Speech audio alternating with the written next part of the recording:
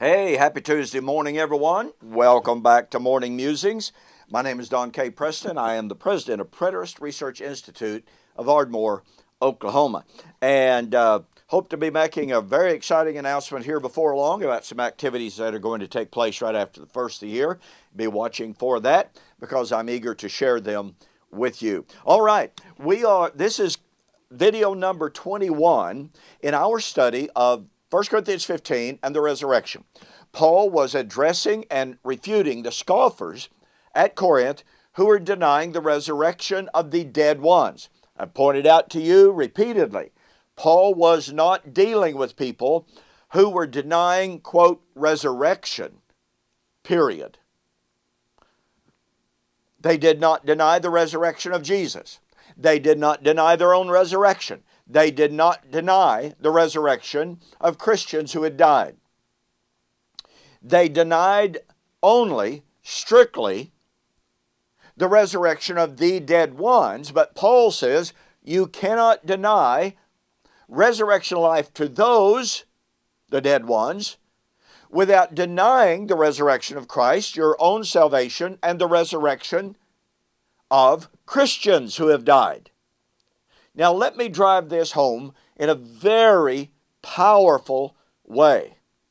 Paul says, but now is Christ risen from the dead and has become the firstfruits of those, the King James says, who had fallen asleep. Now that's not bad. Unfortunately, some translations render it, Christ became the firstfruits of all those who will ever die. No, that is not the point. That is not a translation. That is a commentary. In the first place, panta, the word all, is not there. And the subjunctive is not there.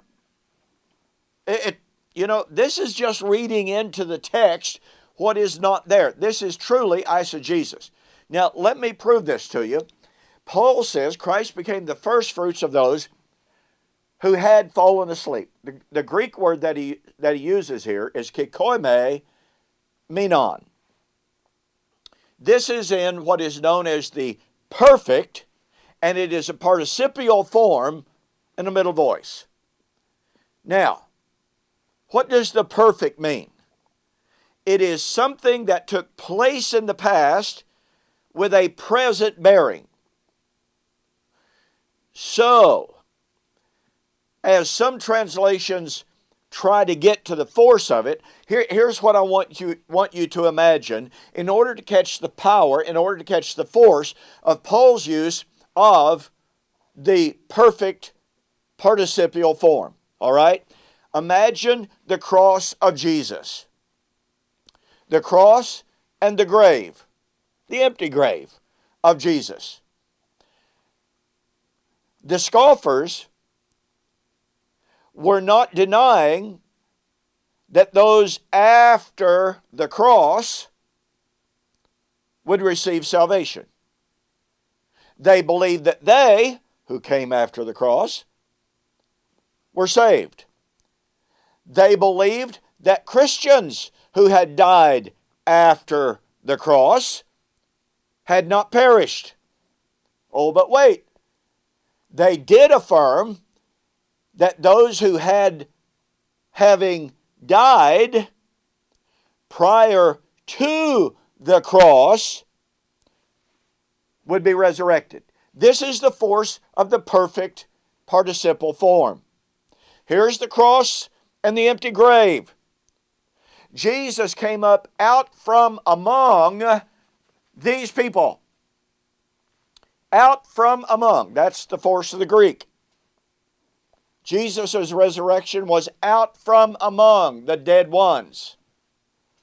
Which means, of course, he wasn't resurrected out from among Christian dead. There were no Christians. None had died. But Jesus Christ was the first to be raised out from among those who had died before him. It is this group over here that the scoffers are saying, no resurrection life. And remember, I've already shared with you that Paul, although physical death is certainly there, That is not where Paul's theological focus lies, because, as I've shared with you, Paul 10 times uses either the present active indicative or the present passive indicative to say that those dead ones who had died before Jesus were being raised. Well, let me reiterate this point. The biologically dead of those who died before Jesus were not being raised from the dead. They were not being raised out of the grave. If so, boy, you talk about a silence. You know, we have a record when Paul raised Eutychus, Acts chapter 20. Well, if Paul's focus in 1 Corinthians 15 is on the raising of physically dead people out of holes in the ground, Paul affirmed 10 times that they were being raised. And yet, while we've got a record of Eutychus being raised, we have no record of these dead ones being raised. What's going on here? What's going on here is the fact that Paul's not focused on the physical death. He is focused on the fact that they had experienced sin death. He died and he rose for the redemption of the transgressions that were under the first covenant. Hebrews 9:15. This is part of the key to all this. So, when we look at what Paul actually says, when we honor the Greek tenses, it is more than obvious that Paul is dealing with scoffers who are denying resurrection life to those who had died before Jesus died. That's the old covenant saints. Paul is dealing with the identical thing that he did in Romans chapter 11, where the Gentiles were saying, Israel is cut off, Israel has no hope, Israel has no salvation. Paul is not dealing. Paul is not addressing what 99.9% of the commentaries say. Oh, Paul's dealing with people who just simply denied the resurrection. No, he's not. And we've got more on this, and it's powerful stuff.